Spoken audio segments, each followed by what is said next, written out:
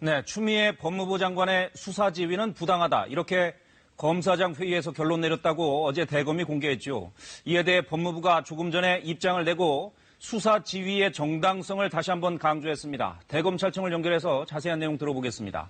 이재희 기자, 방금 전에 나온 법무부의 입장 먼저 전해주시죠. 네, 한마디로 추미애 장관의 지휘권 발동이 정당했다는 겁니다.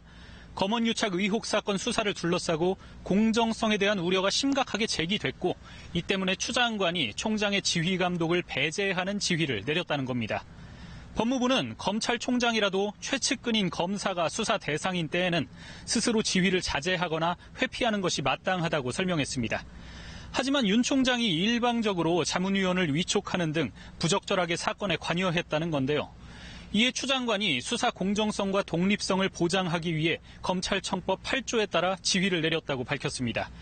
또 총장의 지휘에 문제가 있는데도 법무부 장관이 바로잡지 못한다면 직무유기이며 민주주의 원리에도 반한다라고 강조했는데요.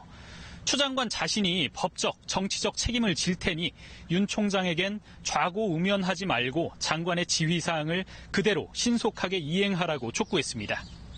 네, 법무부 장관과 검찰총장의 갈등이 대결 양상으로 가는 모양새인데 그럼 앞으로 어떻게 전개될까요? 네, 일단 윤 총장은 어제 공개된 검사장 회의 내용과 검찰 원로 등 외부 조언을 바탕으로 최종 입장을 정리하고 있습니다. 검사장 회의 논의 내용을 따라 추 장관에게 재지휘를 요청해달라고 할 가능성이 높아 보입니다. 검사장들의 제안대로 특임검사안을 내놓을 수도 있을 것 같은데요.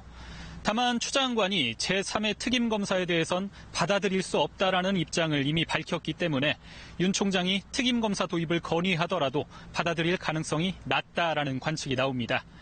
오히려 추 장관이 이 같은 재지휘 건의를 지시 불이행으로 간주해 윤 총장에 대해 추가적인 조치에 나설 수도 있습니다. 이처럼 양측 갈등이 첨예한 가운데 정치권도 해법 찾기에 나서고 있는데요.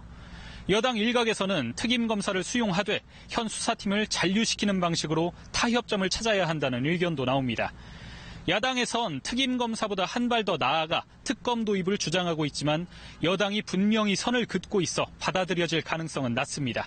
지금까지 대검찰청에서 KBS 뉴스 이재입니다.